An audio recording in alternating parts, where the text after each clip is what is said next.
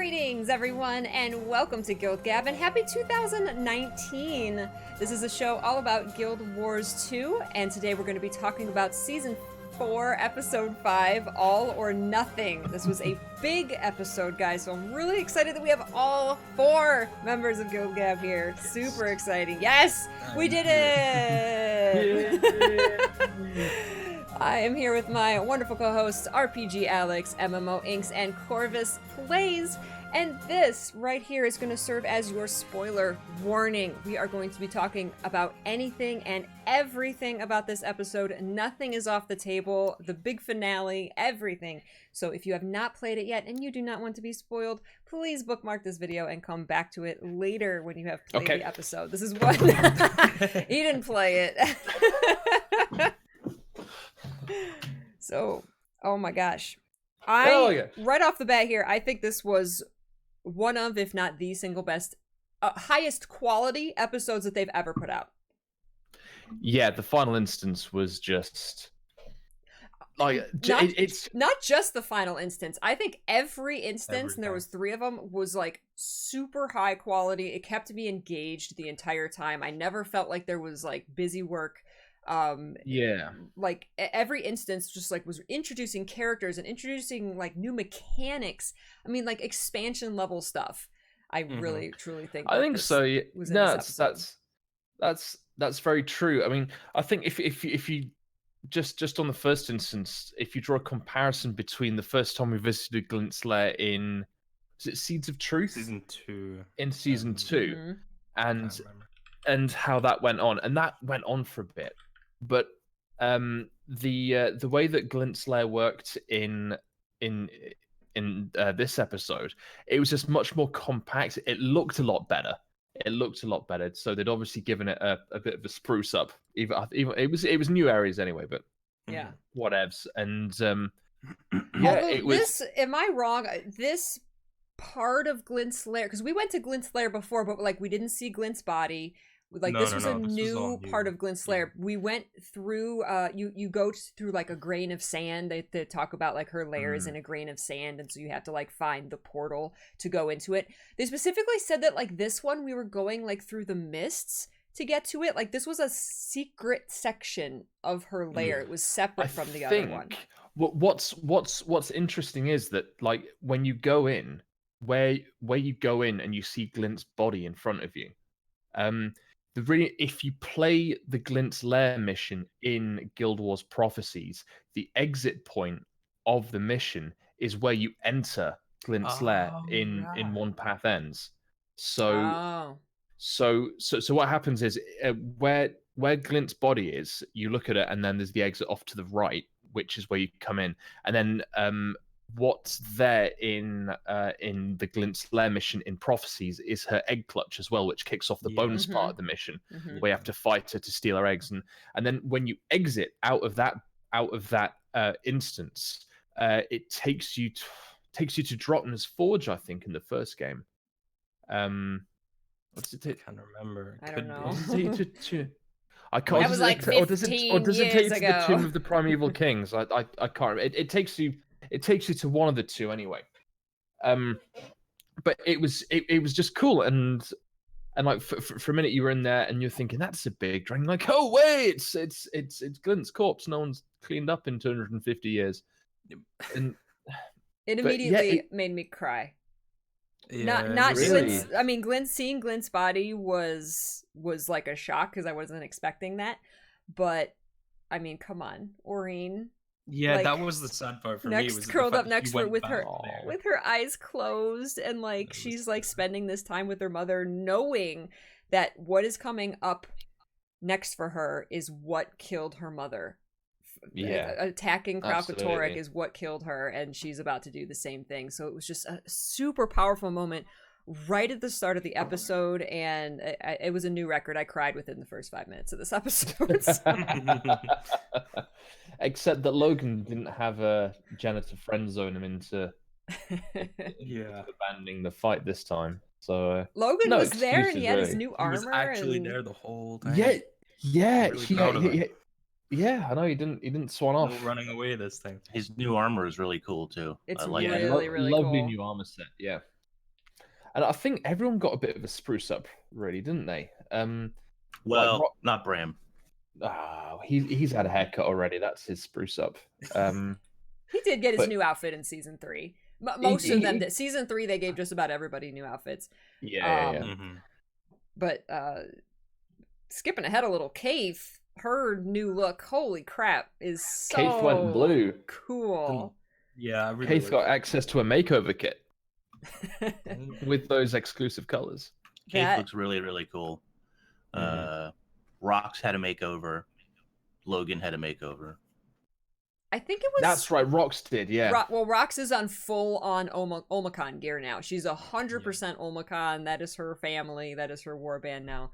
And so I love that she's got the shoulders with like the like energy going between it. Like it's really cool to see her. That's a very vivid change for her. But she didn't like flaunt it. She didn't like, look at me, I'm Omicron now. Like she just kind of shows up in that gear, and I thought that was really cool because she's just like she feels home there now. I like it. Yeah. I like that there was just about everybody was in this episode, but they were there as like support. They're they're obviously focused on Keith. Even Timey was almost like a little bit in the background. There wasn't like a lot of scenes with her standing there in it. Like, but she was. I feel like that was on purpose, right? Yeah. Because of obviously the revelation last episode of her condition and stuff. I feel like you notice people are like trying to, Timey, just stay back, sit down, just relax, we'll handle this. Being a bit protective because of her thing. So that was one tiny little nitpick about this episode was like halfway through there's like she's saying, I'm fine, don't worry about me. And I felt it was like, even I was like, I get it, guys. Timey. I get it. Timey's good. We know what's going on. We know what's going on. Yeah. I guess you kind of got that must have been a conscious decision to kind of push her back into the background, because obviously if you're going to do as something as kind of momentous as they do in the final instance, then you don't. It kind of takes the edge off it if you're kind of like, oh my god, is we going to bite in this one as well, and I mean that possibly might be a thing at the end of episode 6 that Timey dies in the next episode, but no, I think it's still too soon. It cannot come soon enough. No, they're not gonna kill Timey. No, they killed. Yet. Okay, skipping way ahead. If they kill Aurene, they can't kill Timey in the next episode. People will literally quit. That'd be 3 deaths. Except Inks is giving the thumbs up. Half the episodes this season would result in a character death. Do it. Sounds good. Kill all the characters. Just kill them all and start again, really. I mean, I don't think Timey's going to die, though. No. I think Timey would die at the end of a season leading into an expansion or something. Yeah. So we're expecting Tommy to die season 5 sometime, do you think? Potentially. I think she'll either die season 5. No. She'll either die season 5 or she'll get cured. If they kill her off, which I don't think they're going to do, it'll be a heroic death and not she dies of this disease or something. You know what I mean? 100%. Yeah. Yeah. I think that's fair. I mean they've spent what she turned up in season 1, didn't she, Timey, for the first time? Yeah. Yeah.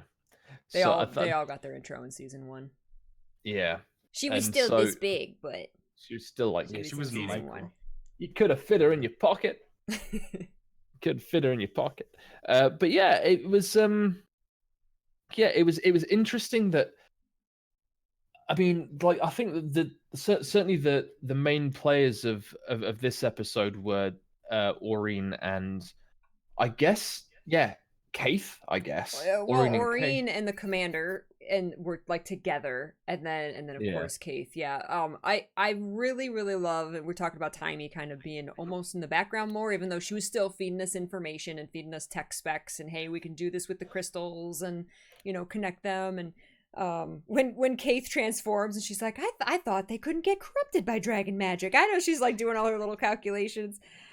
And what I think was really cool is we forged the new spear. We forged the connection with Aurene, powered up Aurene, got the new powers with Aurene. Without Timy's help, we went into with Kaith and Aurene. We went into the lair. We got the information from Kaith from Glint. And that was completely, we didn't have time. We did have Timey talking in our ear a tiny bit. I'm getting feedback from somebody, by the way. Yeah, I can hear it too. We had a tiny bit of feedback. Okay, there you go. We had a tiny bit of talking from Timey, kind of like wondering what was going on, because she's getting readings, but she at no point was telling us, "Oh, do this to make the spear. Do this to to power up Aurene." So I thought that was a really, really good decision. I, as the commander, felt very empowered because these are my decisions to go into the lair. These are my decisions to make this bond with Aurene. Yeah. I think that writing wise, Timey has come around quite a bit. Goric, I think, helps balance her character out a lot.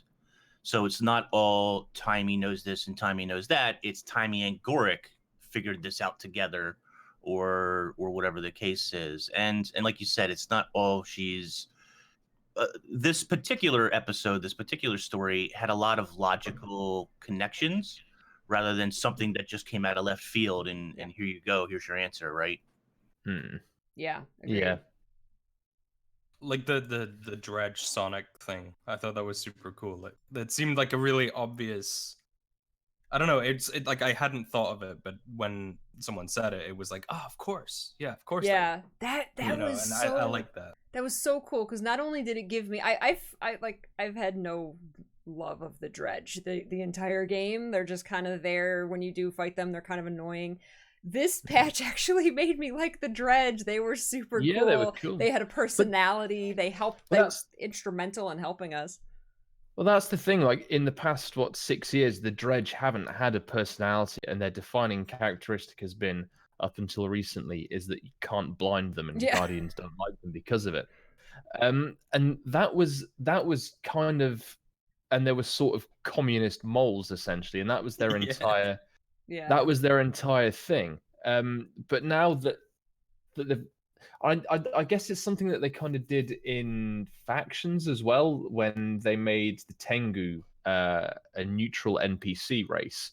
That they've made the Dredge non-aggressive, and as soon as you allow a minor group of characters to have some input on the story and the way of proceedings, they suddenly become a lot more. I'm going to sneeze. Hang on. Oh my god. There we go. Excuse me. Okay, well, we return from this break. From this unscheduled break in programming.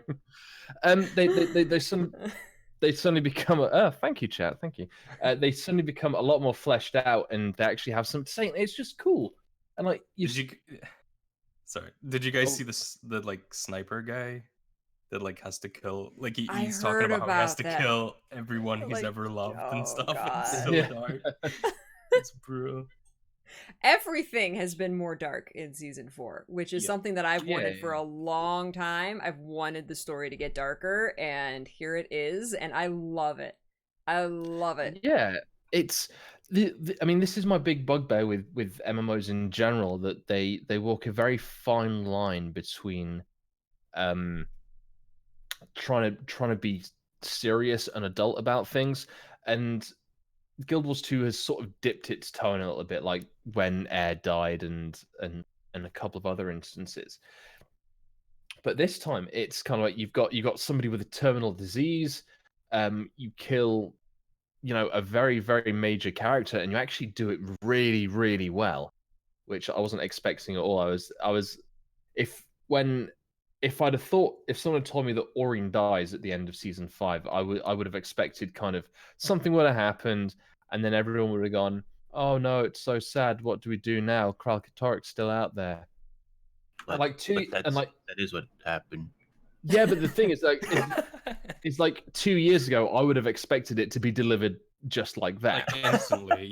Yeah. Because now they're leaving. Like, maybe she comes back. Maybe, I don't know. But the fact that they just left it like the episode just ends. Yeah. Yeah. Exactly. Like just like deal with this, you know. It's absolute hopelessness.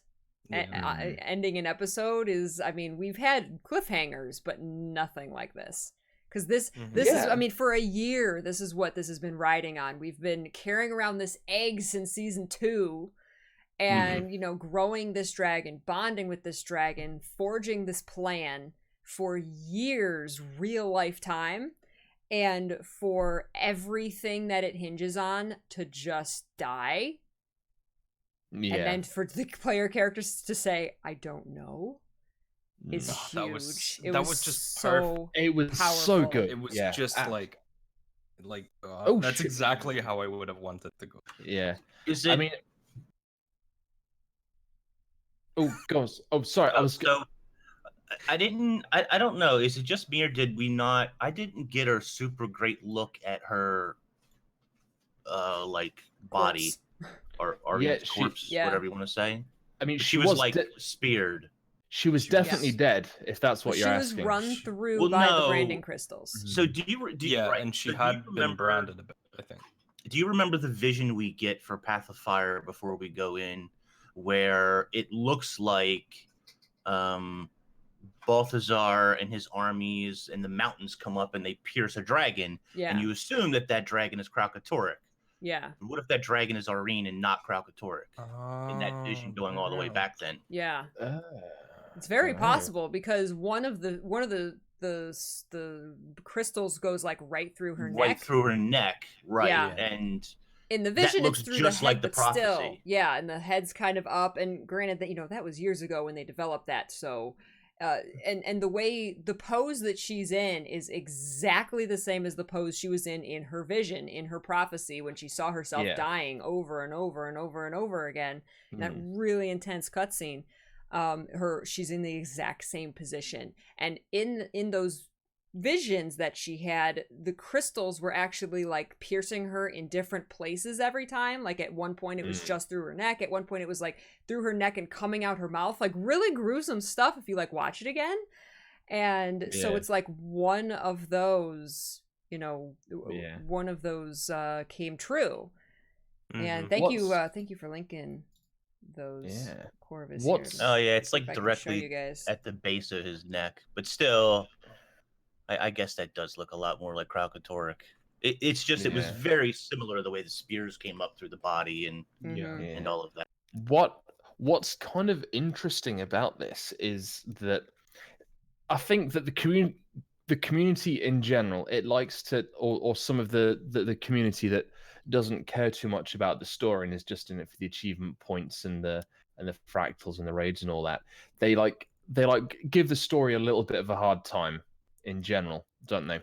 But no one doesn't care about this. Like, there's guys that I've played with for years and were like, oh lol, 2 hours of story content and then back to metas or whatever. But no one cares about this. There's a friend of mine that we every time a new patch comes out, we play it together, and he couldn't join us, and he was like, "All right, don't tell me what happens." Of course, we all had our reaction when we had it, and then it was like, oh, "I'll play through it later," and then my phone buzzes at like midnight, and he just goes, "Guys, what the fuck?"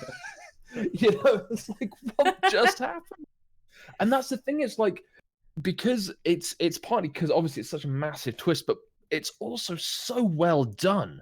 Right. The final instance is so fun to play. It's engaging. It's just, I mean, it's so high quality. It's so expansion level. I mean, you're literally beating on another dragon's head. You're flying over him with these new abilities. The camera, they did the new camera work where the camera will focus on something while you're in the environment. So it's just amazing, and it was so high quality that it's like this isn't just like, oh, this happened. It was expansion level. It really was.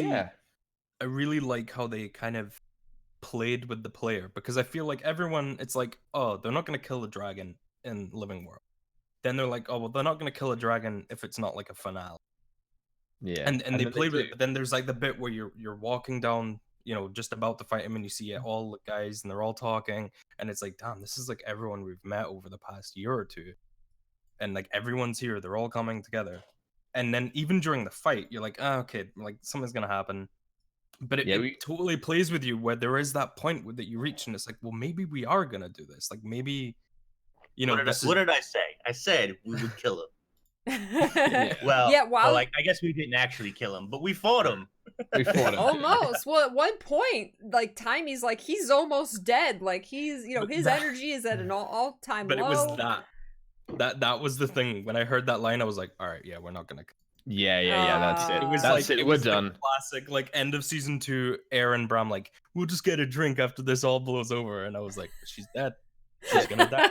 She's going to die. But the weird thing is that is like I didn't expect Aurene to be dead when we were around that corner. I expected like maybe a final, maybe another kind of more Mordramothi type fight, like one-on-one with like the essence of Kralkatorrik or something leading up to that in the 6th episode. I didn't expect Aurene to be dead then. It was just so cold. Yeah, There exactly. was no like crescendo. There was no like cutscene. It was just like you walk around the corner and it was just there, and it was so brutal. The delivery was just like a hammer to the face. Yeah, and it's not like Timey's crying as well was so good. It was like actual distraught. Like it sounded so real, and I don't know. It was like a total punch in the gut for me. Yeah, I really wasn't. It's like is it Demi Derryberry? Debbie Derryberry. Debbie Derryberry. Like I know I like to rag on Timey, but she's such a great voice actress, and every performance she gives this Timey is so good. The emotional deliverings, yeah, it's brilliant, and that's the thing. They did it so well that everybody cares about this. Like they're even talking about it in World v World, and like those guys don't.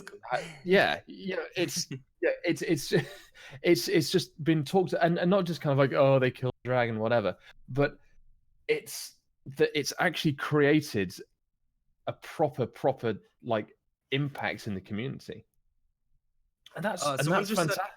Someone just said in chat, actually, that's really smart. This episode was called All or Nothing, and Zaitan was victory or death, and there was also hearts and minds, and it's kind of the same theme. Each one dragon dies. Yeah, it was like it was kind of like a subconscious like. Oh wow, I didn't notice that. That's clever. Yeah, that's a good and one. It turned out to be nothing. It wasn't all. Nothing. Sorry, guys. It was nothing. Rip. Jeez. The thing is, as well, we used like kind of everything in that episode. We used all our allies. We did the whole thing with the spear. Like everything kind of felt like it. Like, what do we do now if that didn't work? Yeah. And now we've lost our. It was like our. We go out for an ice cream social. Yeah, just chill, man. End of the world party, Ragnarok. Embrace the brand, guys. Come on. One of my only nitpicks is that, and I understand it's all for nothing. We have to prepare to fight him. I really loved the moment where Kaith becomes sort of a minion of Aurene's, but then that moment didn't have enough time to breathe, in my opinion, because we're right on to fighting, and you don't really get much more out of it than that. And now Aurene is dead, so Kaith is like. They gave Kaith this ultimate purpose and then just instantly stripped it from her in the next instance. I hope that it comes back. Of course, it could come back around at some point, even though you see her flower disintegrate, and she, who has this connection to Aurene, says she's dead. See, that's the thing. I think the flower death thing was kind of just there just to tell the player base, because I think before it's like, well, what if she transferred her mind into Kaith, and then so she kind of lives on through Kaith? But like the fact that the flowers fell off her, was kind of. Well, there's still those questions, and of course, it's where does the story go from here? And there's a lot of theories floating around. My favorite is that Aurene, in her final blast, kind of transferred her mind into Kralkatorrik, so that she's kind of, her body is dead, but her essence, her mind, her soul is living on inside Kralkatorrik, and she can do something inside there, because Glint kind of entered Kralkatorrik's mind as well. And in the first instance, we had Glint tell Aurene privately something that only dragons can know about dragon ascension. So there's some dragon ability that we don't know about. And we didn't really see that But if she's dead, then I mean the thing is, it's kind of, I think we've been the player, despite the fact that we've killed 2 Elder Dragons, there's still this, for me, like the group, the cast of characters, there's still this weird naivety that we're gonna win all the time, despite the fact that you know, Ayres died and we've, you know, and Snaff died as well. There's still this naivety that, you know, eventually we're gonna win. And I know we keep mentioning it every time that something detrimental happens to the group or something, but it's like now that Aurine's like, you know, now that we've lost a dragon and like we killed Balthazar, you know, rock on. But at the end of the day, we just killed a regular dude with some magic. Yeah. That's all that happened when we killed Balthazar, really. Like, in the grand scheme of things, he's nothing special. He's not an Elder Dragon. And he's something special, but he's not an Elder Dragon. Yeah. And he wasn't. I wouldn't even. There's the argument that it's like, did we kill a god? We kind of just killed someone who used to be a god, right? We killed a turbo powerful dude. He had all of that energy inside of him, though, enough that when it got transferred into Aurine, she went insane and grew to adolescence like overnight. So it was, he had collected, that was what all of season 3 in Path of Fire was about, was him collecting this power to basically get himself back up to a god status. But you're right, though, the whole naivety thing, I've almost noticed the player character kind of getting a bit cocky. Yeah, it's like I came back from the dead. Yeah. Look at me, I'm amazing. Feel like that's kind of and I think, I don't know, I thought for a while, like way back before the season even, that like I was annoyed at the story because it was kind of that Disney, the good guys always win, the bad guys whatever. It was kind of like really black and white. But I feel like maybe they're playing with that more, and you know, Joko was kind of really clear about that. Like, you know, you think you're doing this great stuff and you're kind of arrogant with it, but like, you know, we're gonna like thank me or something, you know. And it was kind of like, sugar, like maybe we're doing something a bit wrong. And we kind of did be like, we were like, oh, we've made a mistake killing these dragons, we should have been a bit more sensible. That was one thing that's bothered me, is at the end, like right before we actually do, like, you can tell that you're kind of gonna like deal that final blow, and I was really worried because we as characters hadn't talked about at all that if this dragon dies, we've known that if this dragon dies right here, right now, without being replaced, that Tyria's screwed, because the magic imbalance is going to go crazy. And we didn't talk, like, we didn't ask Aurine, hey, are you going to like replace him? Like, what's our plan here? Do you know how to? Right. If we do strike down Kralkatorrik, what's our plan? And we never even like asked Aurine that. I was like, we've got something, because I was actually convinced that Kralkatorrik was dead when he was, you know, that final cutscene. I was like, oh yay, we did it. But I was like, okay, this is the crucial moment. Is Aurine gonna ascend? Is she, like, what's gonna happen here? Like, that's my concern. It's like, are we ignoring that information? I feel like we were kind of led, though. Like, yeah, we're the commander and stuff, but like, you know, we arrived to speak to Ogden, and he's like, right, go here. We go there, and you know, Glint tells us like, you guys can do this, it's fine, just, you know, believe. So I feel like we were kind of like, oh, I guess we're doing this now, and then we had to kind of roll with it. Yeah, but nobody questions. Like, nobody questions like, okay, we're gonna kill him, but wait a minute, we can't kill him because we put 2 to sleep. Killing remember? Him's bad. And it's like you forgot. Glint, I don't know. Did Glint say like, you guys are ready to do this now? Or was it like, last episode she did say that now is the time, you need to confront Kralkatorrik right now.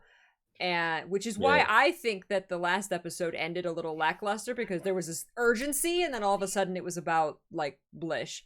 And I was like, where's this urgency that we have to do the dragon thing now? With dragon thing. So this dragon episode was all about, we got to get this done now. Yeah. And so that I can definitely appreciate. I do really, really enjoy the pacing that the story is going at. I love it. I've always wanted the story to go faster, and it is going at a breakneck pace. And I love that. And the fact that it can go that fast and then we fail that keeps it exciting. That's exciting that you don't know what's going to happen. We can do all this preparation, we can do all this build up, and then have our dreams and our hopes dashed. And I think that's exciting. That's what keeps me playing and wanting to know what happens. I mean, do we want to address the elephant in the room? Because obviously a lot of people have made the comparison or made the very, very apt note that at the end of Long Live the Lich, Aurene ate Joko.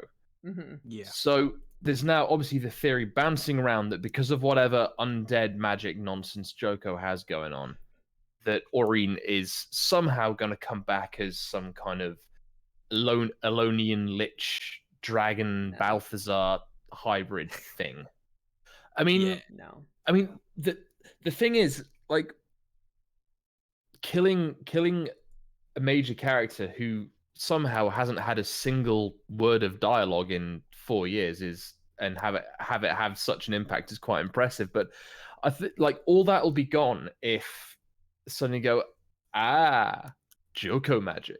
You know, it's just because the thing is, it happened with the commander that for whatever reason we didn't die and we came back, and to have it done again is just if she dies and then just like comes back brand new in the next episode, whether she's undead or not, that eliminates that. Like when anybody dies, it's like, oh, they could just come back.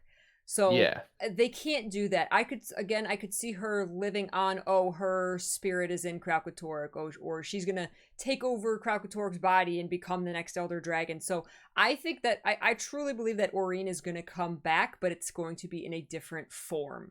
It's going to be, she's going to be an Elder Dragon, or she's going to be a spirit, or she's going to be something. It's not going to be, her body just reses because she's a lich. She has lich magic. She's Obi-Wan Kenobi. Come on. Present Waypoint was, once by Druid for Dragon. So Glint takes her aside. She goes through the portal, and she says, "There's something about ascension that I need to express to you that can only be done dragon to dragon or whatever." And even Glint, who is dead now, obviously, is using her powers to talk to us from the great beyond. And I think that what is probably going to happen is Aurene will take on a similar role, where she can instill us with magic or some power to fight Kralkatorrik, a second time. Yeah. I think that just sounds like a massive cop out. Just kind of having because we forged this bond with her. And she does have all this magic. You're right. And when I don't know. Now, and when she died, now granted, when she died, all this magic didn't come out of her, right? When a dragon dies, right, there is a literal explosion of magic. Now, granted, there was insane, like crazy, like, we almost died in this instance. We don't know exactly where all of this came from, but she has the blue branded crystals, right? We know that she can brand stuff, but it's blue. And I think if she would have like exploded in magic, we would have seen blue branded crystals everywhere. But we saw the purple Kralkatorrik attack everywhere. We didn't see any indication that she exploded in a magic bomb. Yeah, but I think it's important to note though that like I think Kralk branded her. Like if you look at when she's died, like her wings and stuff, they're covered in purple crystals, and I wonder if that kind of did something. Not purple though. I don't think so. I don't think she's branded, because if you're branded, you're still animated. You can still do stuff. You're just under Kralkatorrik's control. She was literally pierced through by crystals, just like her vision. So I don't think she was branded. No. I personally feel like my biggest argument against this Joko theory is just that it's so obvious. Yeah, and I feel like maybe a couple years ago I would have been like, yeah, maybe that's possible, because but the build up from the past 2 episodes, they've been really smart with pacing and story threads and how things are all interconnected and kind of surprising us as players. And I feel like it's just too obvious to be like a realistic theory. I think I honestly don't have an opinion on whether she'll come back or not. I can see both happening, but I think the fact that Glint took her aside, I don't know why it would need to only be expressed through dragons or something, but I feel like as like a designer or a writer, you use that as like to not to trick us or anything, but like just so we have no idea what's going on, so we think she's actually dead, and then later on that's gonna come back. Yeah. But something about ascension, right? Like maybe I don't know, maybe it's like how dragons upgrade, right? They die to something and then I think that was she's inside Kralk, and then I think part of the conversation. I think part of the conversation is that Glint probably says something to the extent to Aurene of, you don't have to fear death, because after you die, you're going to ascend to this higher plane of existence. And Aurene is scared to die. She's scared to fight Kralkatorrik. And the story leads you to believe, or it tells you basically, that our confidence as a commander bolsters Aurene's confidence. But I think it's deeper than that. I think the conversation she has with her mother bolsters her confidence as well. Yeah, I wonder if because Aurene like shatters almost, right? It kind of seems like that, and these are crystal dragons. Glint had facets and stuff, so I wonder if there's some kind of symbolism in like being killed and splitting, and maybe there's some weird, maybe we do have 2 Elder Dragons to replace, plus Kralkatorrik if we kill Kralkatorrik. So I wonder how that'll go. It's very interesting, but we should definitely talk about the fact that we learned that Kralk has prophetic abilities like Glint did, saw a world without him. But what that also implies is that kind of knows what we're doing. He did that surprise attack. He was like, "Oh, he's here now," and that's why we had to make that urgent call. He probably foresaw that and knew that if he surprised us, then Aurene would, fail. Yeah. I think yes and no, because remember when Aurene has a vision, she goes through like 50 different visions. They all end in her death. And I think that's sort of how Glint's and even Kralkatorrik's visions work. I think that they see all these particular outcomes. And one of the outcomes for Kralkatorrik is he dies. And he's like, whoa, wait a minute. That's not cool. I'm not down with that, Glint. You need to help me change this. And it could also be, it says that we're told that he's like scared of that idea, and so it might be something that like eventually he dies. It might not be to us, it might not be for 100, 200, 300 years or something, but like that will happen eventually, and maybe he, out of fear, is kind of acting almost too soon on it without really knowing if we're the threat or whatever. I don't know. I have no idea how this will end. I really don't. Didn't it say something like... Go ahead. No, it's okay. I'm just kind of I was back to that instance when she said that he foresaw a world without him. Did it say something like that's like why he created Glint was to try to stop that from happening? Or am I remembering that wrong? I'm not sure. I think it implied Glint was already alive. And he told her that. He told her to do something. He charged her. He told her, "Hey, I saw a world without me, so can you, as my champion, this is something that you need to help prevent from happening." Yeah, I don't know.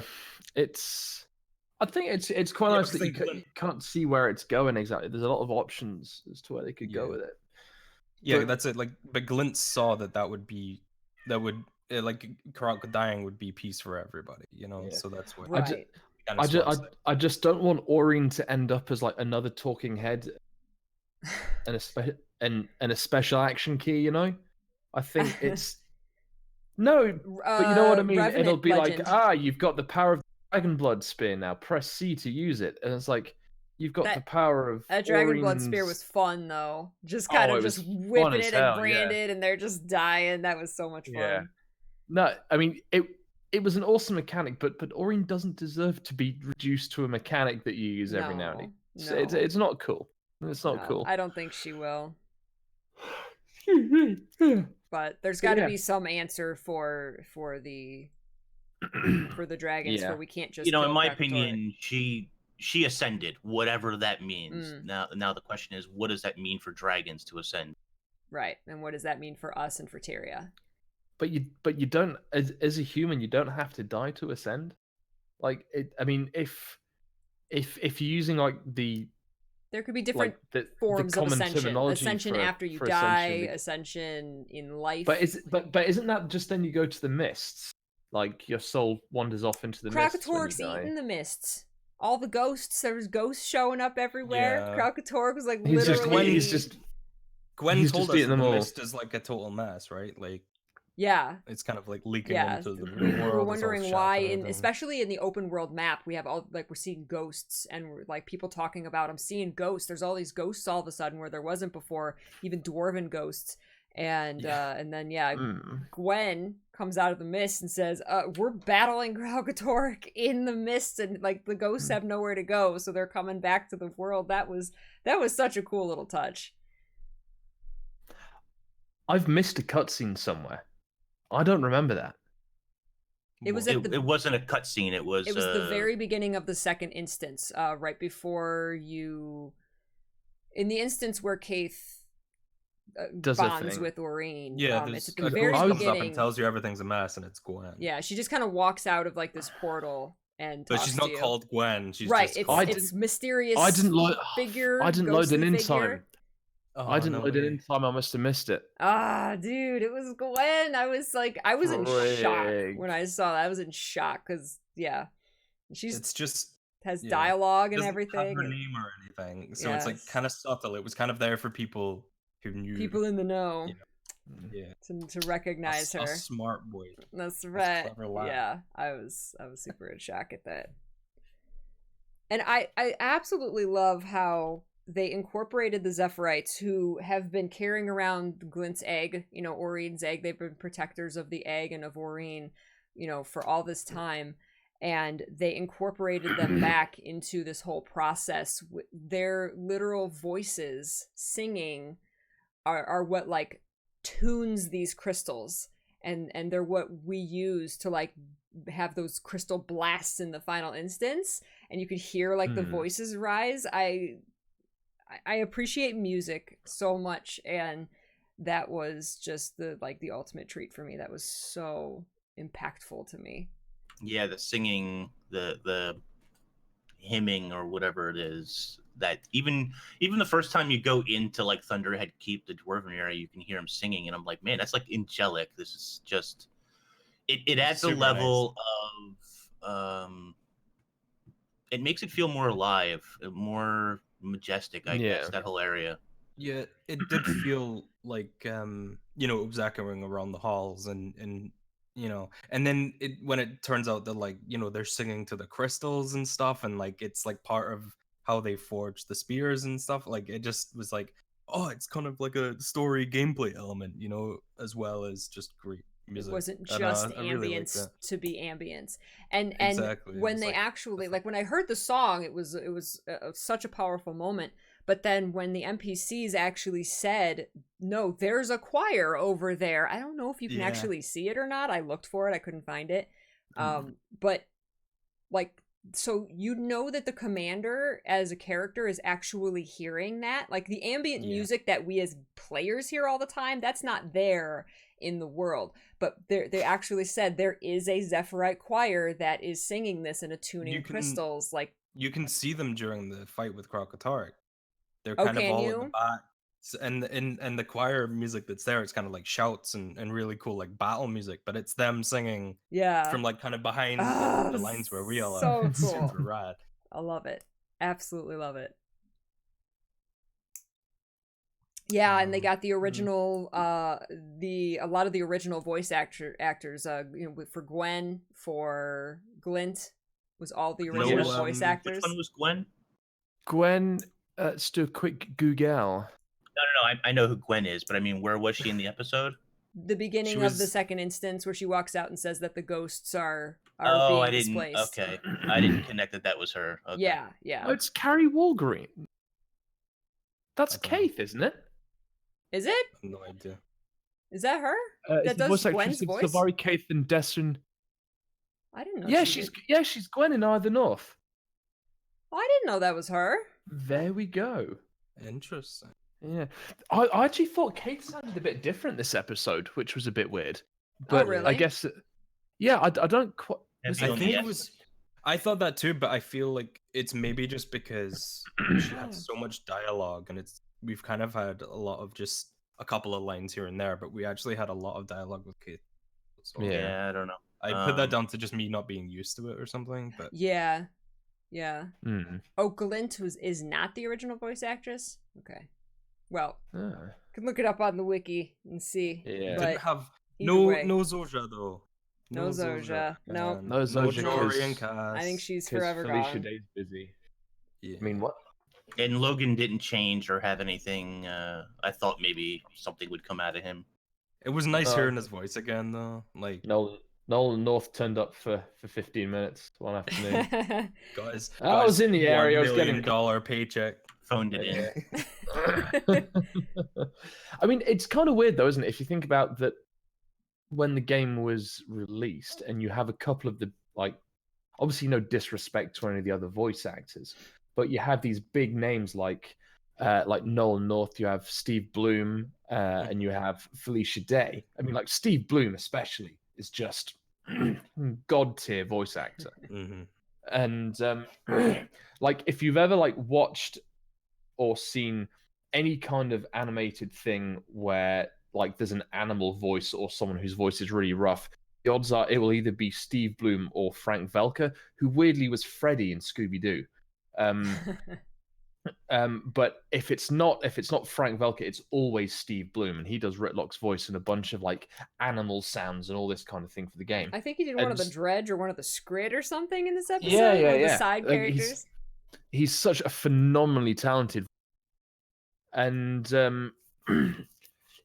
but yeah, having these people come back time and time again, it's got to be crackers. And John DiMaggio as well. Yeah, who just does amazing performance all the time. Yeah. He's probably one of my favorite voice actors ever. I love. Canuck really wasn't in this episode that much. I just realized. No, he bombed. He bombed the stuff, but we barely saw him. We just kind of talked to him over the comm. Granted, like I said before, there was a lot of characters Troy Baker, that sorry. had there was just so many people.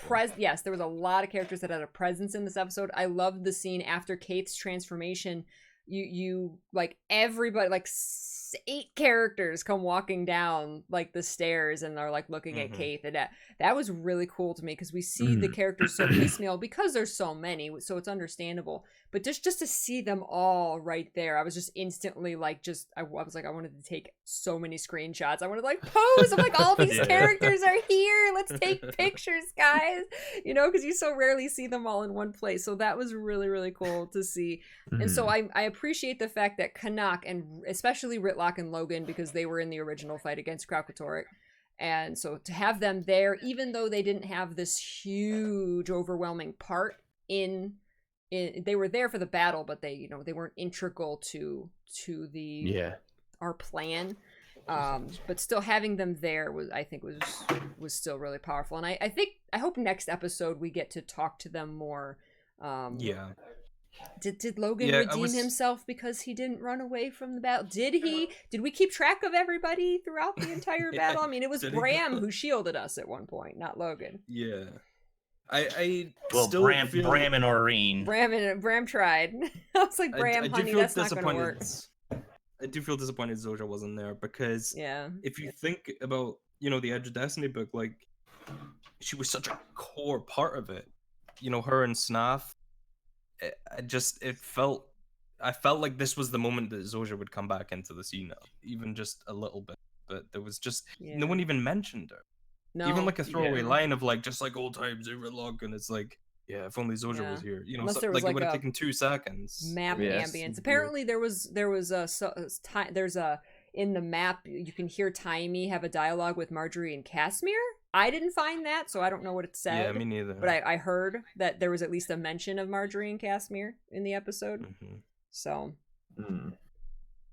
you would think as the commander you would say, hey, Taimi, give him a call. We need everybody on deck, but maybe. But I was saying this before the show started, but I think maybe they're in the background because we're at a point now where we literally it's the last line in the episode. We don't know what the hell we're doing now.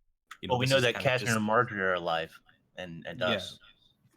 Well, yeah, that's about all. And that could be it. There could be a Marjorie Casimir ex machina. They kind of come out and say, "Hey, we found this thing," or "We found this book on Dragon Ascension, and want to read you what that means." Maybe Aurene did this, so there could be that. I feel like they could kind of breadcrumb us into the next season.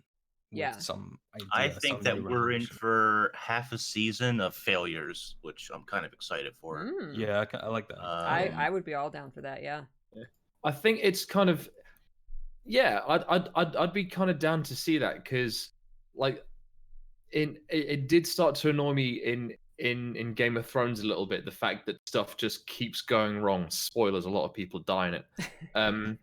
But the fact that stuff just keeps going wrong, and it keeps going wrong, and it keeps going wrong, and it was kind of cool at first, but like after 5 seasons of like the good guys getting their asses kicked, I was like, all right, just knock it off now. But like you can't have too much of one thing, you know. No, you can't. You got to mix in the successes and the defeats. And for in Guild Wars, there was a lot of success. We're going to make a plan. Success. We'll make a plan. It succeeded. We've not really failed, have we? We've not really failed. There's been deaths. There's been sacrifices, but not this. We're going to make this big plan. You know, like think of at the end of Heart of Thorns, we didn't defeat Mordremoth, and he just slithered away. You know, that's basically what happened here. We've been going all of this time, this huge build up to defeat Kralkatorrik, and this is it, and we failed. And our main weapon, our main hope, our only hope, like we can't do this without Aurene, and she's dead. Like that sense of hopelessness is just, I think, something we haven't had in the story yet, and I think it's brilliant. And I hope that carries forward in the sense that I don't want to start the next episode with like, Commander, we found this solution to everything. You know, I want there to be some fallout that's like how many bridges have we burnt? You know, like people who came along and people died because of this. Like we were so sure and they died. You know, how many allies are going to be mad at us for that? You know, like I mean, what's her name? We see like when we're kind of doing the cripple walk to see Zafira. Yeah, that's it. Zafira's on the floor and she's like, what the hell? Like we were supposed to succeed. And I feel like we could have a lot more where a lot of our allies might just fall off, or like, okay, dude, we helped you and you helped us, but like kind of we're done now. We're just gonna kind of get on with our lives. Starting to lose faith in the commander. So like, absolutely, and honestly, I would welcome that, because we've been this kind of pillar of follow me and do what I say and everything's gonna be fine. And I really like the idea that like we might end up back in the bar in Divinity's Reach, you know, with like our 5 friends, and we're like, what the hell do we do now? Yeah, you know, I like the idea of just going back to the drawing board and maybe going off on our own and not having this big movement of like, we're going to do this world-changing thing. We're going to maybe explore smaller ideas, other theories, another angle we can approach from, instead of every day being like, how we're going to save the world today, guys. The united world, you know. I like this idea of us just kind of, you know, putting scraps together and following our own little leads. And I really liked our, I'll call it a walk of shame, our limping all the way down to Arene's corpse. Just the perspective of that was really nice. It was different from what you're used to in Guild Wars too. Yeah.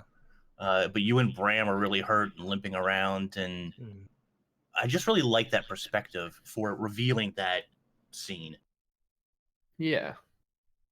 Yeah. Hopeless. There's no interface. It's like the edges of the screen are dark, and it just, you know, you are forced to make that slow walk, and it's just gives you the sense of dread. I really like what you said, Corvus, about like we take, you know, 3 steps forward but then 5 steps back, because you know we need to, people need to trust us again. Now Kralkatorrik flew off and he's wounded, so I could see him not being an immediate threat, because a lot of it has been saving the towns and stuff that he's attacking and saving the people.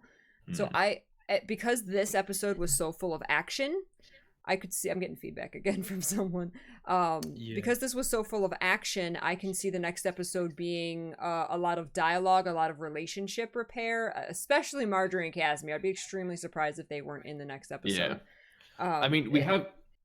And then maybe at the end of the episode, because have always been assuming that next episode is going to be the last one in season 4, and then we're going to go right into season 5, as we know, and hopefully that'll take us to another part of the world. And I am hoping that maybe at the end, like Krakatork has emerged again somewhere, and so I mean, we're in this sense of hopelessness, but hey, let's go save some people. Let's get back to our roots and help people. I mean, the common theory I think that I've seen anyway is that we're gonna go to the Blood Legion homelands, because that's where Kralk was, right? Yeah. Like, before he woke up and stuff. And if he's injured, he's gonna limp back home, maybe to recover for a bit. It takes us to a new area. I think it'd be cool. Yeah. If you ever played Eye of the North, which is the Guild Wars expansion where all the dragon stuff started, when you go to the Blood Legion homelands, there's this like mountain range just near the Doomlore Shrine, and it looks all kinds of big and spiky and stuff. That's actually Kralkatorik's back in the game, which was super, super awesome. Yeah. And so yeah, I think that's a lot of the thinking where you know, he's wounded, he's going to go back to his kind of sleeping hole. I mean, if you look at, like, Jormag went back to sleep presumably where he slept before. We certainly know Primordus is asleep where he was sleeping before, because he didn't really get the chance to wake up. He's sleeping in that volcano. He is, yeah. And but that's not where he was originally. Was he? Oh no! He was in the Azuran Depths originally, wasn't he? Hanging upside down off of a, which. So you think Kralkatorik's going to go back and sleep where he was before? I think he's going to go back and try and hit some. And then we'll crawl up into his open eye socket and inside, and hack him all inside, and then we kill him. That's it. It's the end, right? Kill him while he's sleeping. Yeah, kill him while he's sleeping. I don't know. I mean, the thing is, this is so bad. I actually quite like Kralkatork villain. I think like he's the only dragon or the only antagonist that we've had that is just pure, like, he just comes across as just undiluted evil, and there's something that I really, really like about that. There's Zaitan raised an army, tried to, was just doing his thing in ore, so he had his domain, and I was like, all right, cool, whatever, zombie dragon, rock and roll. Mordramoth was kind of, I want to control, I've got my minions all over the world, Sylvari, and I'm gonna turn them on, and they're gonna become my zombies, and then Kralkatorrik goes purple everywhere because fuck you guys. Yeah. Sorry, I did a swear. Demonetized. But that's the hashtag demonetized. But that's the thing, like there's nothing as great as Kralkatorrik is, there is nothing clever about him. He is not been billed, at least to my mind, as a smart antagonist. He's just brute strength, and he's scared as well, as we learned. It's kind of just pure emotion, just like he's like raw and like unfiltered, and and like that, to me, that is like potentially like the most dangerous way that he can be. There doesn't seem to be any kind of just reckless thinking behind him. Yeah, exactly. And and even though like he does, like, even though like when creatures touch the branded stuff, they become branded. Like we saw it in, is it Edge of Destiny or Ghosts of Ascalon? Maybe Edge of Destiny, where they get tapped by a little bit of purple, and and the thing is that there's no control over that. Like Zaitan is very particular about his domain, and very particular about where he sends his undead minions to attack particular points. That's the one. Smart. He's kind of smart about it. Kralkatorrik just leaves these scars all over Tyria. Doesn't, at least we've not been shown that he particularly cares who wanders into it. And then everything just gets branded that contacts it. This whole like, the Elder Dragons are like a hurricane, but like to me that's just Kralk all over. Like I really see him as like that kind of force of nature Yeah, no absolutely. control, nothing we can. I'm really seeing do. him as a Like, little bit more, kind of like how Mordremoth actually spoke through the to the Sylvari and had a voice. Kralkatorrik doesn't have dialogue, but I feel like he has more of a mind than like Zaitan or Primordus or Jormag. I would agree, but then I remember, the whole Zaitan really was. He treated everything like it was properly like a military. Send forces here, attack this thing here. It felt like organized like that. So I think there was like a subtle intelligence to Zaitan. I think I think fear though. Fear is seems to be Kralk's like main personality trait at this point, and it's that out of fear he's just going ham and being super hyper There's a aggressive, malice to like him. an animal, like a hurt animal. Yeah, wolf. It's just gonna bite everything. So, and I really like that. It gives him a personality without actually having to kind of be a character. Yeah, which is really smart. It's cool. Yeah, I think to my it certainly solidifies his position in my mind as people,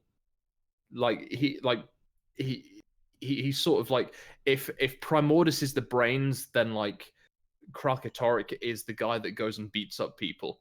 He's like the thug.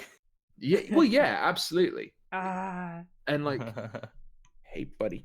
But yeah, I mean, yeah, I thought to my mind, Kralkatorrik is the second in command dragon, because he just has that raw. Rip that keyring. Hashtag too soon. I feel like I agree, and I feel like, I mean, at least in terms of marketing since release, Kralk is like the Guild Wars 2 dragon. He's like the OG Guild Wars 2 guy. In all the trailers before, obviously Zaitan was the personal story focus, but it was always the Shatterer that looks super cool. Yeah, and even the logo reminds me more of Kralk than anyone else, and I feel like that's cool. But I think we cannot forget what a beast Primordus is. Yeah. Okay, reference the scale of Primordus compared to Kralk. It's just you can't forget. I don't know. Kralkatorrik was pretty big in this episode. Primordus is a lot bigger.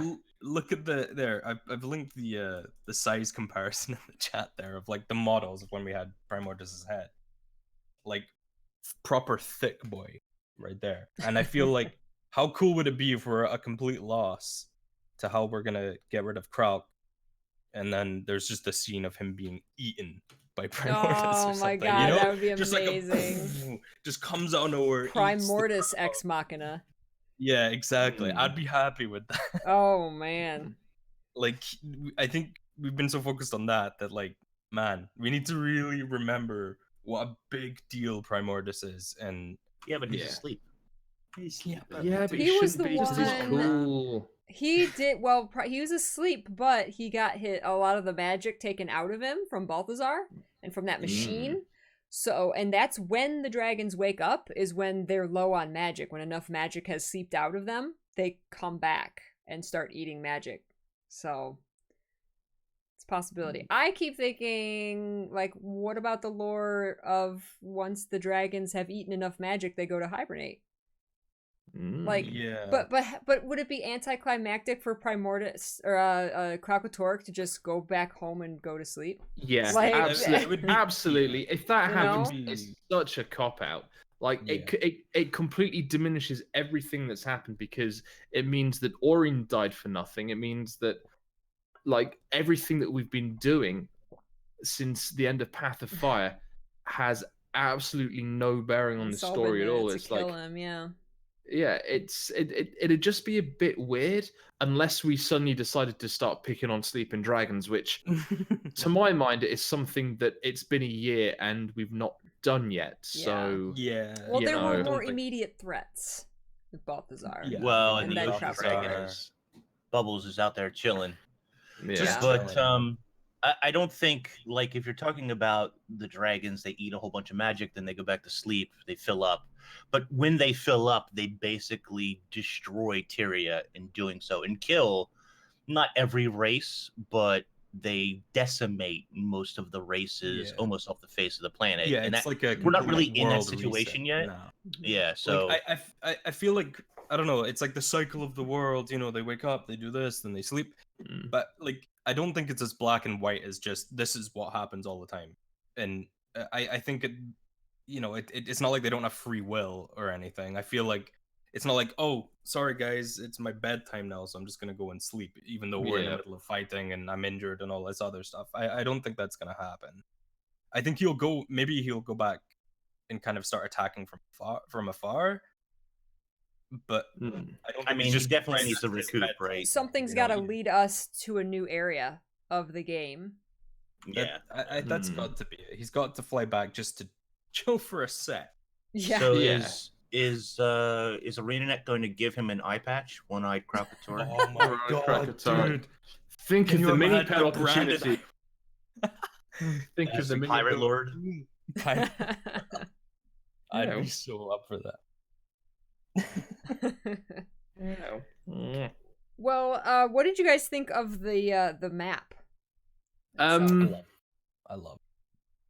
I really liked it. I wasn't expecting it to be as vertical and fun to fly around in. It's so just not flat.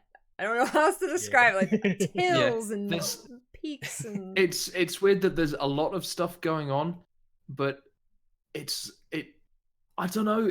For me, there's a lot to do, but it also feels quite empty because the bit that I was super keen about was obviously Thunderhead Keep, and I was like up at the top. And so the first thing I did was I went out, turned right. I was like, right, let me see Thunderhead Keep. Let me defend my 2 bits from waves and waves of bad guys for 45 minutes, only to crash out in the last 30 seconds. But yeah, I thought that bit was cool. It was. I mean, obviously, you know, they improved the map and they changed things, and there's a lot more to it than that. I don't know. I think partly because I spent a lot of time in Thunderhead Keep when I was a teenager and just farming that for things. So I think I have a very, very particular attachment to the map. So I think anything that they were going to do probably wasn't going to live. You were judging it very hard. I think so, yeah. They showed on Guild Chat that they tried to be as faithful as possible to the original map. The original like layout. They showed like there was a bridge here and there was a mountain here. Yeah. And of course they updated it, but I loved that it was super faithful and recognizable, but not rammed down our throat all the time. Like, guys, remember this? I liked that it was like, this is just what the map's like now. This is what's going on in the world here. That, you know, the story is obviously a big focus, so this is what's happening. Half of that stuff wasn't there though in the original level. Like the original level, like they're not gonna just load up. They better. Yeah, that's it. That's it. All you're getting is all you're getting is that little bit where you have to light the beacons, and that's it. It's like it's like this is your living world map. Like funny meta with.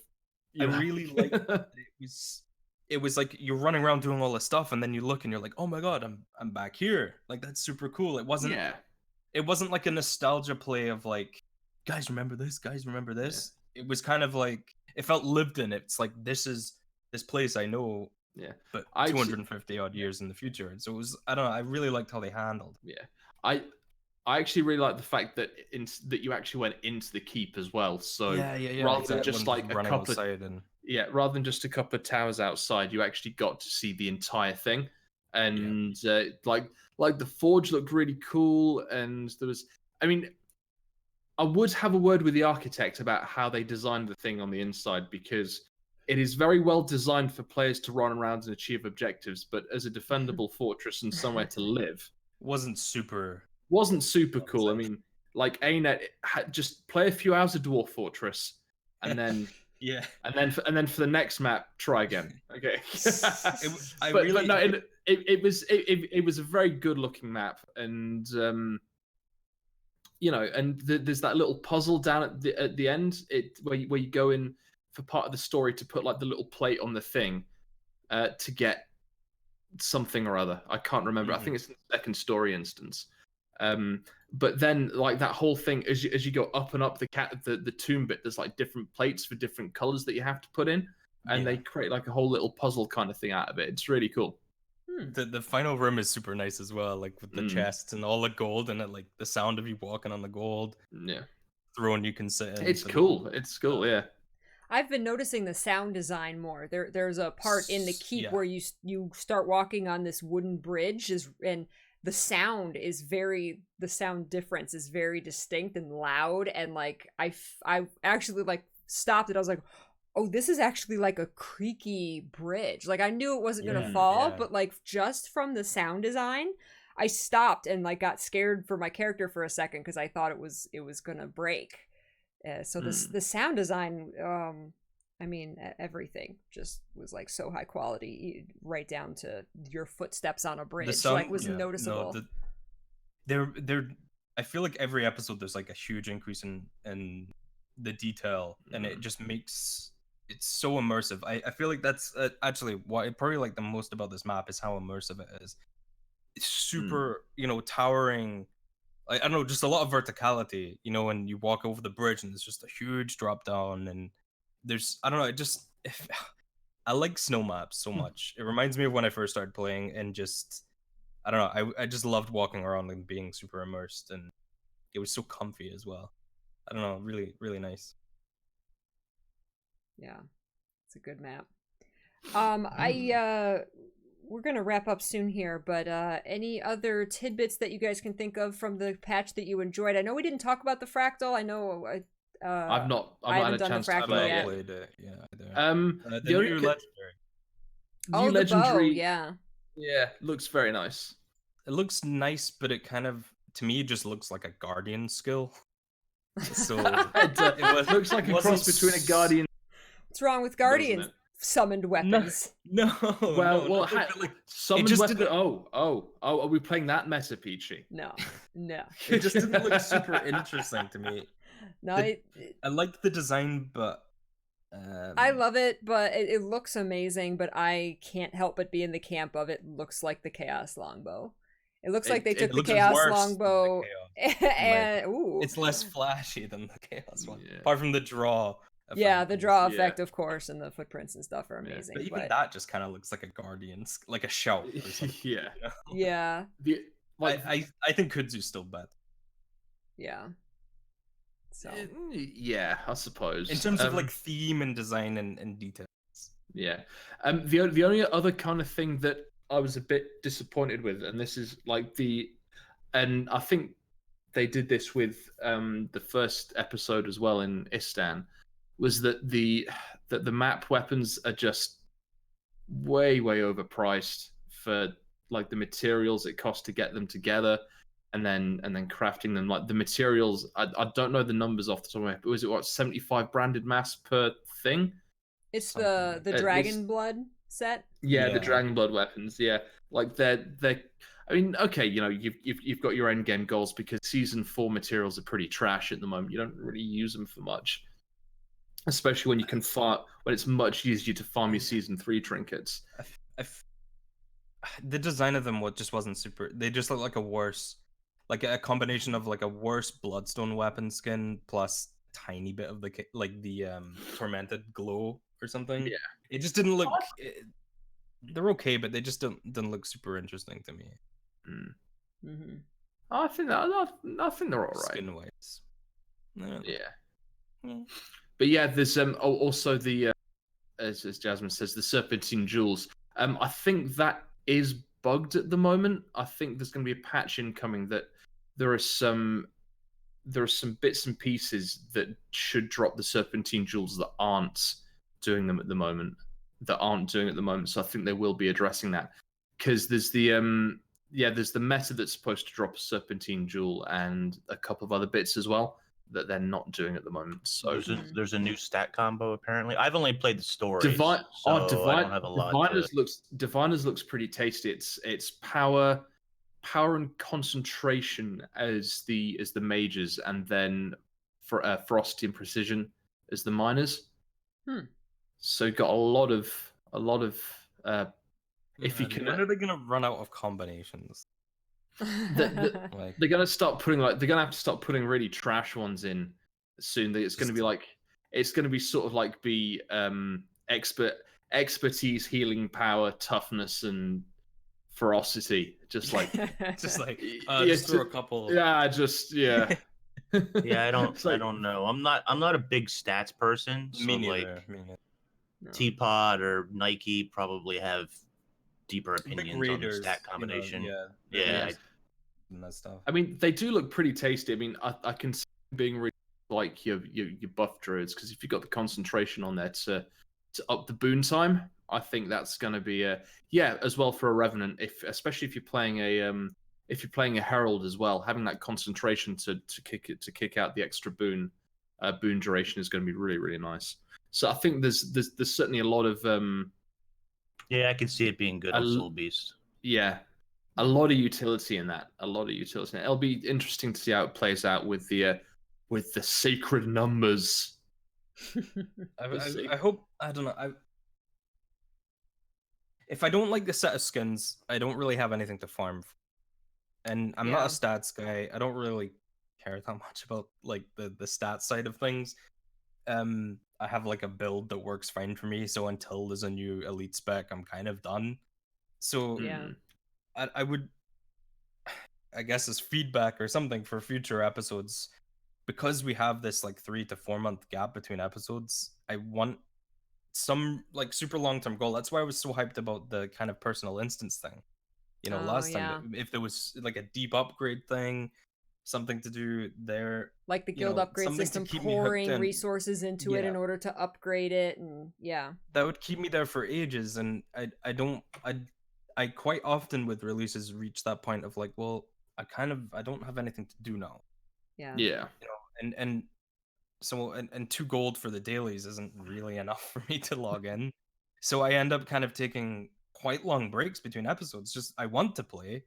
I look at the launcher and I'm like, I want to play it, but I log in and I'm just not really sure what to do. And I'm not an achievement hunter either. I don't care about a number going up by 1 after a couple hours of doing something. So some kind of long-term investment. I like this upgradable item thing that they seem to be doing. Whether it's an armor set that you can solely upgrade, or this episode with the weapons. You can get the ascended versions with the bigger glow, but just a little bit more variety. Maybe I know it's kind of subjective, so I don't like the weapons. So like if I did like the weapons, that'd be tons of stuff for me to do. So it's hard when I understand its resources as well. They couldn't do like 5 weapon sets to make sure everyone likes them. It's hard when you're 6 years into a game and you already have 42 greatsword skins, and so if you're not and like in love, so right? If you're not in love with the new thing that comes out, then it's kind of like I don't have anything to go for. And I totally agree with you. I was so hyped for the legendary longbow because longbow and greatsword are my 2 favorite weapons, and I knew that those were saved till last, so I've literally been waiting like years to see them. And when the longbow, to me personally, and it's a personal opinion, was not something I wanted to go for, put in that many resources. That's the thing. If it was like, get all of the achievements in the living world and you get this longbow or something, like that'd be like a long-term goal. But like the price of a legendary and when I'm waiting still for the greatsword, I don't want to like say, I guess I'll get the longbow, start putting all these resources into it, and then suddenly the greatsword comes out and it blows me away, but I've already dumped all of my resources into the bow, which was just okay. So now it's like I'm stuck waiting again 4 months, 3 or 4 months until I see the greatsword. The greatsword has to be. It has to be amazing. The greatsword cannot disappoint. I think we're in for a joke weapon. Like, not like it's gonna be crap. Balloon greatsword. I think we're gonna be in for like a Shushadu or HMS Divinity type weapon. Excuse me, the HMS Divinity isn't a joke weapon. It's a joke weapon. It's not a joke. It is a joke weapon because it's a joke of a weapon. It's a fun weapon. And Alex, the Quaggan shield, yes, it's a joke, but it's amazing. Yeah. If I used shields at all, I would have crafted that in a second. Fun. I mean, we need more weapons like the moot. Yes. The moot is cool. Yeah. Yes. The thing is, like, the HMS Divinity is some amazing detail in it, like when you draw it, the little ship's bell rings and that kind of thing. It's cool as heck, but I think I think we're in for a bit of a joke weapon. So because it's kind of played out. Whatever we got in the first generation, we got the opposite in the second generation. So like when Hope was released, like those look so cool compared. Like if you get a choice between Hope and Quip, what are you gonna make? Quip. No. I have Quip, so yes, I did make that decision. Was Hope it already makes out? Sound sign. The sounds. Yeah, but was Hope already out? No, it wasn't. Yeah, I was gonna say, there we go. I was actually expecting, because Kudzdu is light and flowery and happy, I was really expecting the new longbow to be like dark and demonic. So when it was like light and happy, I was very surprised. But they could really do just about anything with the greatsword, since you have... Do you know how many comments I get from people saying, "Can you please stop using Quip? It's the greatest legendary ever." I never get that on my greatsword. Please stop using Twilight. Nobody ever says that. Quip. Oh dear. Oh jeez. Dude, Quip's cool though. It's I like the trash. effect. But I'm the effects are okay. Sure. I've started to make the new scepter, with the little dragon. Oh, with the little snake guy. Well, there you go. There's your goal. There's your reason for logging in. Because it's darn cool. That is very cool. That is what's the original legendary? Oh, Meteorologicus. Meteorologicus, yeah. Yeah. Which I like, but actually, yeah, both quite cool. They're both quite both cool. really cool. Both and see, there's like a light one and there's a dark one. It's perfect. Exactly. And then but the Binding of Ipos is just that's big insanely cool. Yeah, that is very cool. That's like straight up the Rooster Harp. The minstrel. But not compared to the Binding of Ipos. No, man. As a minstrel owner, the minstrel's legit one of my favorite legendaries in the game. So well, you get a free instrument with it. Yeah, free instrument, right? So you're saving money on some gem store purchase there. Yeah. Plus, I just like the effects of it. I don't know. It's like a cool, joke weapon, but it's not really it's a not joke though. weapon. They It's just released an entire Black Lion set that was the instruments.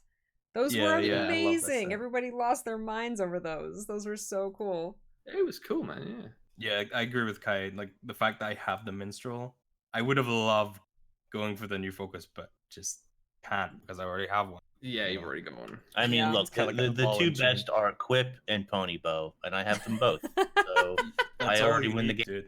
We need to have a very serious. Yeah.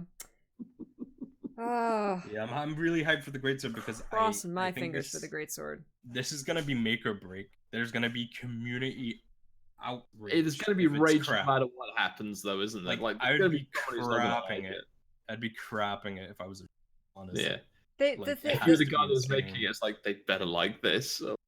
It's got to really do something new and different to be legendary, because look at all of the what they're releasing in like the Black Lion chests. I mean, when that dragon longbow came out back in like February for the Lunar New Year, I was like, this should be the legendary longbow. If that dragon bow, they had held that until now and released that, I would have been like, it's mine. It has to be mine. That's mine. Yeah, I would have immediately said, I need that. So, just add some like fire breathing effects or something. I mean, that bow isn't too far away from being legendary. Add a couple more effects and footfalls and boom, you're done. Yeah.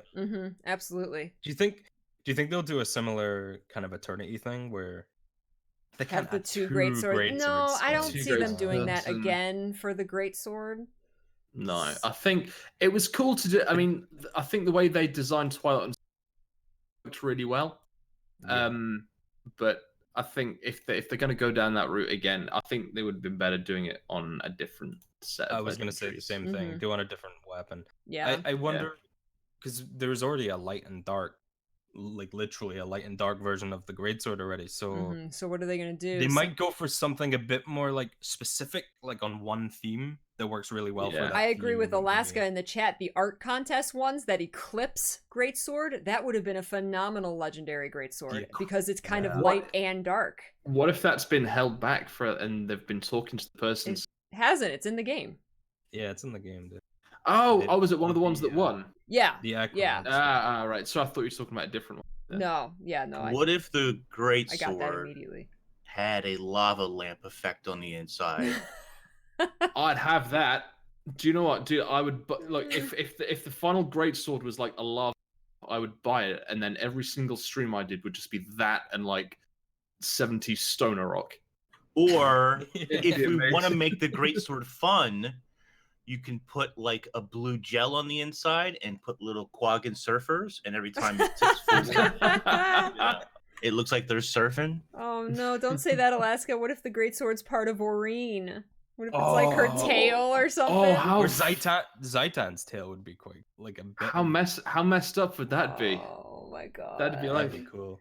Like if a super crest. Maybe that's why they left it to the last. Some kind of representation of like all of the Elder Dragons or all of the races or something would be amazing. Just think if they hadn't done the mace yet, it could head on a stick. And then... No, stop. But then it just makes a little pop sound every time you hit something. Makes a chirp sound. Her little chirp. Her chirps. Oh my god. Man. That's why I'm not a game designer, ladies and gentlemen. The thing is, the greatsword already has so many great kind of legendary tier skins as well. It's I know. Volcanus, or whatever. So many good skins. There's that like Char, the Black Lion chest one with like the chainsaw, like with the char and the smoke. I was like, what the heck? Beast sword, yeah. That's a legendary. Like with like effects and smoke and animation. I'm like, these are legendary weapons. To be It's got to be something. I didn't get that skin. Cute. I was trying to get the damn desert throne, and I got that skin. I got everything else except that. Yeah, I don't have the desert throne. It's been like a year since I've bought keys. I want the pile of loot throne really badly, but you have to like do everything in the raid. The most recent raid winging. Speaking of raids, real quickly, I thought to myself after doing the final fight, how cool it would be to have a fight like that with 10 people where you have to do all 3 stations at the same time. That'd be rad. Split 10 people up into 3 groups. That'd be cool, yeah. And do all 3. Like, obviously there would need to be more mechanics than what were in the story part. Yeah. And I know people would hate that it's raid locked and whatever, but just the possibilities of a fight like that where you've got to split into 3 groups and attack or do the crystal attack at the same time. Yeah. Would be really cool. Well, every now and again, they're sort of slipping in very watered down versions of the raid bosses into the game. So yeah, I really hope to see more like the Lair of the Snowman, which was basically a mini beginner raid. Yeah. Also, I did notice something. Just talking about fractals, the Lair of the Snowman was the first time they tried out. They wanted to make sure that slippery ground instability worked properly, and they stuck it in the Lair of the Snowman. And I was reading the patch notes, I was like, "Hey, that was in the Snowman thing." Yeah. We didn't talk. Did we talk about the new mastery? I've not even looked at it. I haven't experienced it yet. Right. You basically just get to jump off your mount. Yeah, you press 8 and you go up. Okay. That's it. Okay, but like you can jump. Like, can you go up on the Springer and then you jump off and you go even higher? That's so cool. It's like a double. Yeah, it's a double jump. I've not actually tried it off the Griffin yet, but it's cool. But I like the effect on it. Yeah, you got these big wings and stuff. I could see it really helping with interestingly though map completion and stuff. Yeah. But there doesn't seem like to be a use for it really. Like the stamina one and the health one I can get. But yeah, this whole line of masteries just seems like there's gonna be some mini jumping puzzle where you have to master it, where you have to spring a glide griffin to get to it. I think. I wonder what the next one's gonna be though, because that's gonna be the last one from this season, right? So Well, there was the interview with Mike C, who said we're getting another mount this season. So, do you think we're gonna get another mount next episode? Uh-oh. Did my Discord die? It's just me. Oh, no. There we go. Oh, hello. Everything paused for a second. I don't know. My Discord froze. Rest in peace. So we're getting another mount. Chronomancer attack. I had no idea about that. Yeah, I don't know. Well, yeah, it was around the anniversary, so it was the end of August, and there was a website that had an interview with Mike Z, and so this was after the Roller Beetle was out, and it was a new interview, and he's mentioned there being a new mount this season, like another new mount.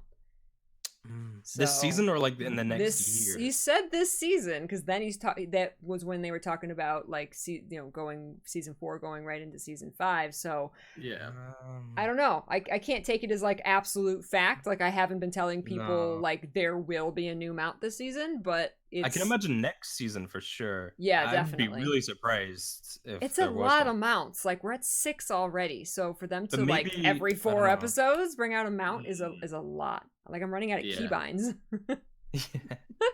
I think they've probably got some ideas that they wanted that they couldn't get into Path of Fire, and they'll and I think once they've done all those, they'll just go right. Okay, that's enough mounts. The thing is, they have like a financial reason to keep adding them. People love skins. True. And adding another thing of skins is like it's exponential as well, because unless they have one that's like $20 in the gem store, people are just buying the like adoption licenses. But they don't really update the holiday ones.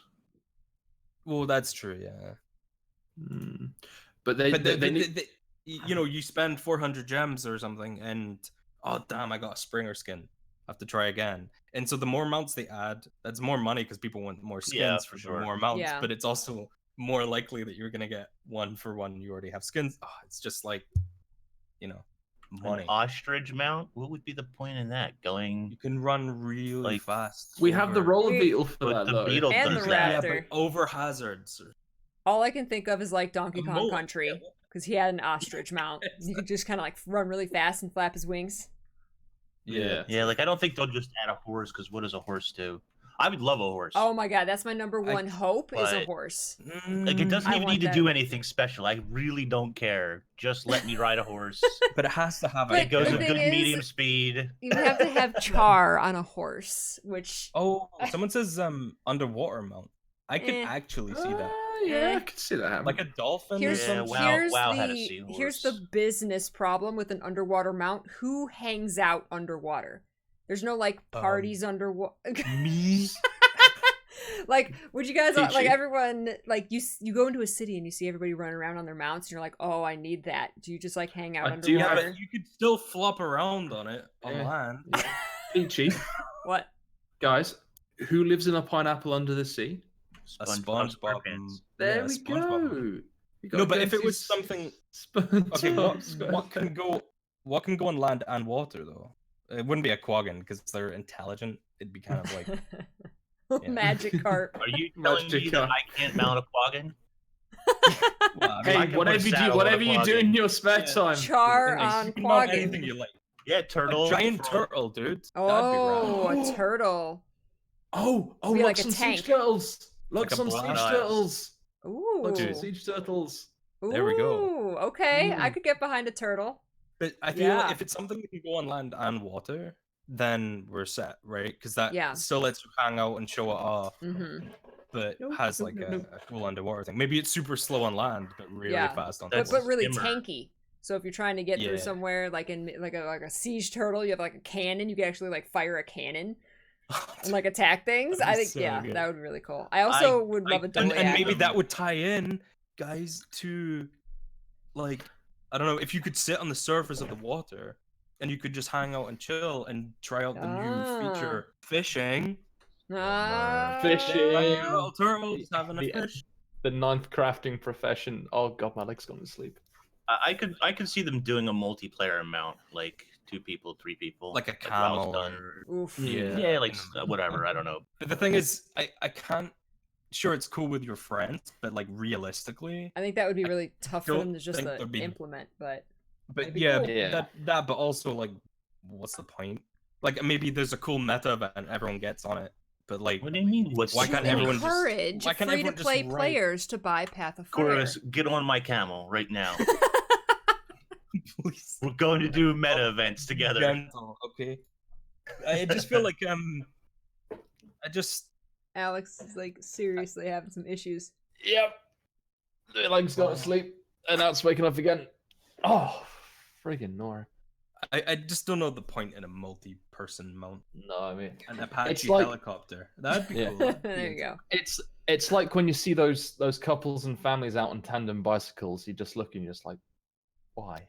You don't look at them and say, "Isn't that fun?" No. It's like you just go up and ask if you can have. I wish they had a third seat so I could just hop on the back Just and get jump a free on. ride. Hey guys, let's go. Yeah, other games do have multiplayer mounts, but their mounts are all the same. Like in Guild Wars, their mounts are very unique and different, and each one feels completely different and has a purpose of movement in the world. So that would be tough for a multiplayer. Charge cycle with a sidecar. There you go. It has to have like a gameplay purpose, and so that we've had like a vertical thing, we've had over water, we've had kind of a flying. Like it needs to be a way of moving that we can already.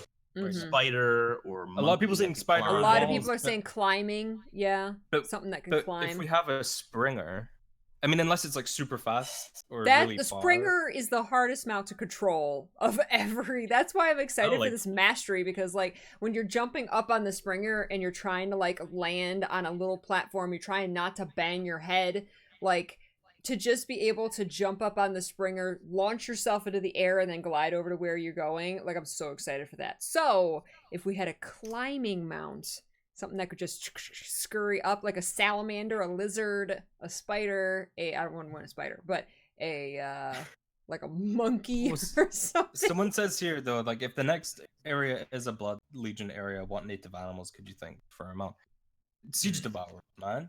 Siege Devourer. That'd be cool. Yeah, legit. That'd be pretty fun. And can they climb? A lot of possibility for Maybe skins. They can climb. Can you imagine a Winter's Day skin? Like its weak claws have like lights on it. Like, that'd be super cute. Its little tails, yeah. Yeah, that'd be cool, man. Little bells hanging from it. I could see a Siege Devourer because that's But that's also like super basic, obvious answer. I want a Doliac. Oh, it could tunnel. I don't know what it could do. I don't know what it could do. It just walk really slow. Just walk. It's a tank. Maybe you could equip extra inventory bags on it. Or something. That'd be crazy. I don't know how that would work. It's just slow. Dude. Sharks. I don't think they're gonna do a spider. I think if they do Scruffy a spider mechanic, it'll be something that's not a spider. It'll be a monkey or devourer or whatever. Yeah. Because I say that because they took a pretty firm stance on no spider. Do you know what I mean? Yeah. Yeah. Did you fall asleep, Alex? Oh, sorry. It's legs and brain. Yeah, so I was just thinking there for a sec. An 8-eyed monkey. I mean, yeah, they're like cool. Ardo monkeys in Guild Wars, though. Monkey King I feel I think the Devourer is the best. It's close to a spider without being a spider. You know, maybe a Halloween thing can add like fake legs to it or something. And the burrow thing could actually be a mechanic.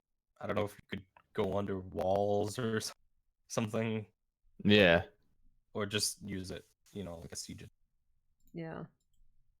Yeah, the dredge thing that goes through the ground, maybe. They're tanks. Yeah, but that's already a gem store item that I paid real money for. Like the Sonic tool or whatever it's called. Yeah, but that was totally worth it. Riding a mole is way better. Riding it, yeah, but it can't be like a sentient animal, and I don't think we're gonna get like. What if they give you Nundu Worm? What if they make it so that? I feel like they would have done that in the expansion. Yeah, I mean, maybe, but you could burrow underground, right? But Devourer does that and is easier to animate. A bunch of worms coming up through like the Divinity's Reach floors. The Christmas Devourer skin could be like a sleigh with like 3 Devourers up front. I really want a Devourer. A reindeer. Reindeer. There you go. We want Santa's sleigh. Reindeer mount. But what would it do? It's just like a horse. Exactly, and then you could have Pegasus. Pegasus skin. But we could already kind of do that with the Griffin, right? Like, yeah, but this is a deer. magic. It flies with magic. But it has a red nose. And you can shoot presents at people. Pew pew. Oh, excuse me. Pew pew. I don't know, man. I think the Devourer just makes sense. All right, so that's what's happening, guys. That is okay. ArenaNet, just so we know. Let's call up ArenaNet. And just go. By the way, guys, this is what we've decided for you. And if you could, that's right. That'd be grand. That'd be great. That'd be great. Love it. All right. We're going to wrap up the show there, everybody. Yeah. Thank you so much for being here. Thank you for joining us for this episode 101 of GuildGab. Man. Check out all of the other episodes, both here on Twitch and over on episode 100 YouTube. You didn't show up, dude. You did it without me, dude. Yeah, we did. We did. Someone was busy like, hey, I've got to go and make some spaghetti. Yeah. Because you're a spaghetti farmer. It's a big deal, dude. You're a spaghetti farmer now. I had to go water my meatballs, dude. All right, guys. We'll see you on the next GuildGab. Have fun in game, and check out all of the links in Twitch chat and down below in the YouTube description. And follow all of these guys for more Guild Wars 2 content. All right, take care. Till next time, guys. Bye. Bye. See ya. Hope you find your dad.